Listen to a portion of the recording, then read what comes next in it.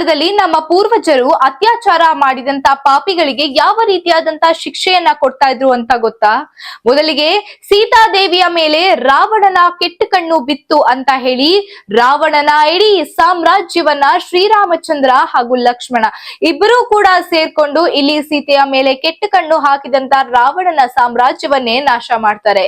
ಅಷ್ಟೇ ಅಲ್ಲ, ಇಲ್ಲಿ ದ್ರೌಪದಿಯ ಸೆರಗನ್ನ ಇಡೀ ಸಭೆಯ ಮುಂದೆ ಅವಳಿಗೆ ಅವಮಾನವನ್ನ ಮಾಡಿದ್ದ ಆ ದುಶ್ಯಾಸನನ್ನ ಬಿಡಬಾರ್ದು ಅಂತ ಹೇಳಿ ಇಲ್ಲಿ ತನ್ನ ಪತಿಯಾದಂತಹ ಭೀಮ ದುಶ್ಯಾಸನನ ಎದೆಯನ್ನ ಬಗದು ಅವನನ್ನ ಮೇಲೆ ಸೇಡನ್ನ ತೀರಿಸ್ಕೊಳ್ತಾನೆ. ದ್ರೌಪದಿಗೆ ಅವಮಾನ ಆಯ್ತು ಅಂತ ಹೇಳಿ ದುಶ್ಯಾಸನನ ಎದೆಯನ್ನೇ ಸೀಳಿದಂತ ಪತಿ. ಓಂ ಶ್ರೀ ಕಟಿಲದುರ್ಗಾ ಜ್ಯೋತಿಷ್ಯ ಕೇಂದ್ರ.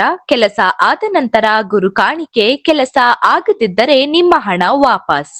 ಭೀಮ ಆಗಿದ್ದ. ಅಷ್ಟೇ ಅಲ್ಲ, ಇಲ್ಲಿ ದುರ್ಯೋಧನ ದ್ರೌಪದಿಯ ತೊಡೆಯ ಮೇಲೆ ಕೈಯನ್ನ ಇಟ್ಟಿ ಒಂದೇ ಒಂದು ಏಟು ಹೊಡೆದಿದ್ದಕ್ಕೆ ಆ ರೀತಿ ತಮಾಷೆಯಾಗಿ ದ್ರೌಪದಿಯನ್ನ ಅವಮಾನ ಮಾಡಿದಂತಹ ದುರ್ಯೋಧನನಿಗೆ ಇಲ್ಲಿ ಭೀಮ ಏನ್ ಮಾಡಿದ ಅಂದ್ರೆ ಅದೇ ತೊಡೆಯ ಮೇಲೆ ಅಂದ್ರೆ ದುರ್ಯೋಧನನ ತೊಡೆಯ ಮೇಲೆ ತನ್ನ ಗದೆಯಿಂದ ಭೀಮ ಹೊಡೆದು ಇಲ್ಲಿ ದುರ್ಯೋಧನನ ಅಂತ್ಯವನ್ನ ಬಹಳ ಕ್ರೂರವಾಗಿ ಅವನನ್ನ ಕೊಲ್ಲುವ ಮೂಲಕ ಇಲ್ಲಿ ದ್ರೌಪದಿಗೆ ಆಗಿರುವಂತ ಅವಮಾನವನ್ನ ಕಡಿಮೆ ಮಾಡಿದ್ದು ಭೀಮ.